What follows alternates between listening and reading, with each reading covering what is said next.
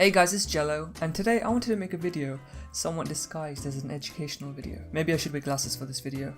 Yeah, I feel like a teacher now. So some people don't usually go beyond looking at the summary of an anime when they want to decide on what they want to watch. Or at most look at the ecchi art cover and decide by that. But anime elites, my man anime elites, will go to the nearest information site and look up the anime's director, producer, voice actor, frames per second, Yuri tag, etc. You get it. And although that might seem a bit over the top, I'd say it's a pretty clever move. You're more likely to watch good shows rather than bad. It's preemptive research, keyword on the word research, your teacher would be proud. And the most common thing people look out for is the studio that the anime is associated to. I'm sure you've heard someone go, oh my god, Madhouse made it? This must be good. Ew, Toei, get the fuck out of here. Well, not those words exactly, but you get the point. Actually, even I haven't heard someone say that personally. But the internet is a wonderful place, isn't it? A better comparison is when a new animated movie comes out. More people will look forward to a film made by Pixar rather than something like DreamWorks. By the way, I know that the studio isn't fully responsible for the quality of a show, it's more its individual members like the director or even the key animators. But I'm just judging these studios on their past record and how much I like their work. Don't think too much into it. And of course I don't have to mention that this is completely objective. I'm just a machine that goes through all the ratings of these shows and averages them up to come up with a result. I'm kidding, you can't get any more subjective than me. So if you disagree with my flimsy top 10 video, then feel free to tell me yours. This is a generic top 10 video, so I don't really deserve these glasses. Oh yeah, and disclaimers and such. No Studio Ghibli, because they just make movies and it's not really fair. And the list is made out as the higher it goes up in rankings, the more likely the anime that they will produce in the future will be good. If that makes sense. Anyway, that intro was way too long. Let me start. That intro was probably the length of an actual video of mine. So at number 10 we have Studio Mappa. It's the youngest studio out of the 10. It started in 2011 and was founded by a former producer of Studio Madhouse. It's number 10 because compared to every other studio, they haven't really made much yet. They're like a toddler, but not like a real toddler that drools and whines, but an anime toddler that can sometimes beat up adults. Their most popular works are, yeah, I wrote it there because I'm not going to remember it, Hajimme no Ippo Rising, PunchLine, Yuri on Ice, Shingeki no Bahamut, and Terror in Resonance. They seem to have the principle of going all out or go home. As you notice, a lot of money gets invested in each of their series, and if one or two of these shows severely flop, I'm pretty sure the studio will crumble. I realise listing these anime don't really mean much if you don't really know the shows. Oh well, you can research it yourself, I'm too lazy to summarise it. Just know that they're either on the list because they're highly rated, super popular, or I just really like them. At number 9 we have Studio White Fox. It's also pretty new, but not as new as Studio Mappa. But damn, this studio has made pretty good shows since it started. I love most of the shows that they have produced. And I'd put it higher, but you know, the studios above this are just that much better, in my opinion. They made series like Katanagatari, whatever. Steins Gate is the Order of Rabbit, ReZero, and Jormungand.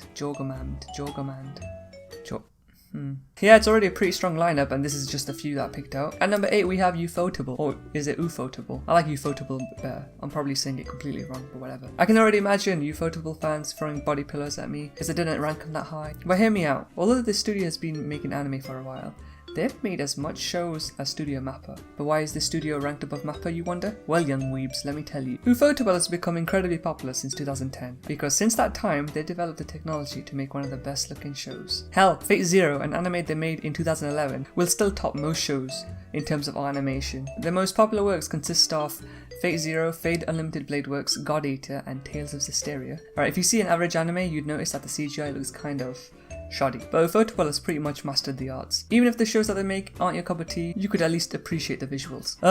It gets harder now. Man, why do these studios have to make so many shows? At number 7 we have JC Staff. Man, it was such a pain to decide where to put this one. This studio has made way too many shows, but from the anime that I've seen, I've put them here. They have made such shows as Food Wars, Nodome Cantabile, Sakuraso, Toradora, Bakuman, The Family of Zero. These were shows that just popped up in my head because I love them. I'm sure they've made others that I've had a love for in the past, but I can't be asked to look at them, so let's carry on. At number 6 we have Production IG. I like to call this studio the king of sports anime because they're really good at those. They made both Kuroko no Basket and Haikyuu, and for anyone that have seen these series, they know that these series are pretty good. I'm sure the studio also has a higher than normal budget because all their works look really good. They made Kimi Ni Todoke, a really nice romance, one of my favorites, Psycho-Pass, Ghost in the Shell, Kuroko, and Haikyuu. Yeah, they made Ghost in the Shell. Can't get any more iconic than that unless they made a Mario anime. You didn't tell me you were bringing a secret weapon, Luigi. That's Mama Luigi to you, Mario. Never mind. Number 5 we have Studio Madhouse, another studio that's become rather popular lately due to their excellent track record. I mean, they were really popular back then.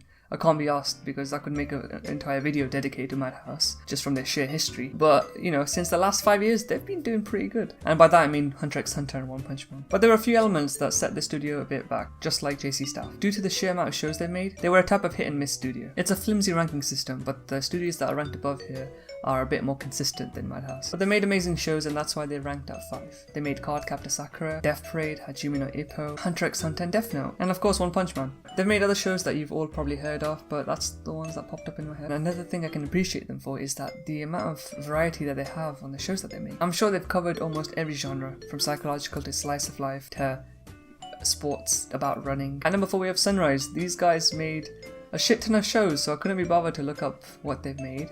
But they made Gintama. I did tell you this was incredibly biased. So they made every freaking Gundam series, Gintama, Accel World, Code Geass, and Cowboy Bebop. Yeah, I could have put Sunrise anywhere on this list, but I decided to put it higher. It was pretty close between this and Madhouse, but come on guys. Gintama and Cowboy Bebop, and I'm also pretty into Gundam. And at number 3 we have Shaft. We're finally at the top 3. Now the top 3 anime have distinct art styles or techniques, such as when you look at a show that they've made, you can tell that that was the studio that made it, especially with Shaft. They made series like the Monogatari series, Madoka Magica, Nisekoi, Sayonara, Zetsubou Sensei. Each of these shows have a distinct art style and you could immediately tell that this was made by Shaft. This art style will let you know that this anime has been shafted. Yeah, that's the phrase. And if you can't recognize a shafted show, then just look out for those head tilts. You know. I can't do it, I'm not even doing it. And now this studio also doesn't have a lot of works in its library. But you see, beyond my bias towards this studio, there is a good reason I put this at 3rd. I like them. Is that not a good reason? They have an incredibly unique way of presenting their stories. And if you can make an anime that is 95% talking and still keep it interesting, I'm sure you're doing a pretty good job. At number 2 we have Bones Studio. They made shows like Space Dandy, Mob Psycho 100, Noragami, Ghostic, Fullmetal Alchemist, Oran Host High School, and plenty of other better than average shows. I've been loving Bones recently, just because of how good they've been to their source material, like Mob Psycho. It's also full of talented individuals, that some even freelanced for Madhouse when they were working on One Punch Man. Oh yeah, before I get to number 1, here's some honorable mentions. PA Works, they make some pretty nice looking shows. Studio Trigger, I would have put them in the list, but they're way too inconsistent, and they're getting a bit cocky with these really shitty JPEG shows. Make more Little Witch Academia, you assholes. Silverlink, not a very outstanding show, but they've actually made some pretty mediocre anime, but I like them for some reason. They're quite charming. And at number 1 we have KyoAni. I'm sure the elites would have known that this would be in the top 3 at least. Whether you love them or hate them, they are a studio that do all their works in-house, meaning that they are a solid group that work together on all their projects. There's no borrowing talents from various places like most studios do. And they've made a lot of classics like Clannad, Canon, Free, K-On, Hyoka, Haruhi, Nichijou. Of course their iconic moe style isn't for everyone. It's too cute for some people, and they're definitely not as varied as Madhouse or Bones, but they're really good at what they do, and I'll put them at number 1 for that. They're quite specialised. Since Canon, or even Full Metal Panic actually, they've been making some really high quality shows, and the minimum you can expect from them is a really good looking show with a not so good plot. My only issue with them is that they really need to go back a few years and complete the shows that they have not finished. I'm looking at you, Full Metal Panic and Haruhi. Oh, and they also make their own movies. I hope this video wasn't too long. Some of you probably went to sleep. Anyway, like if you liked it, subscribe if you want it, and see ya. Oh yeah, check out this channel called The Canepa Effect. I'll probably like link it or annotate or whatever. I've never done this before. Check him out. He makes super insightful videos about anime studios or the industry in general, and you might learn a lot. It's not really a shout out. He's way more bigger than me, but just for people who want to know more about anime studios, check him out.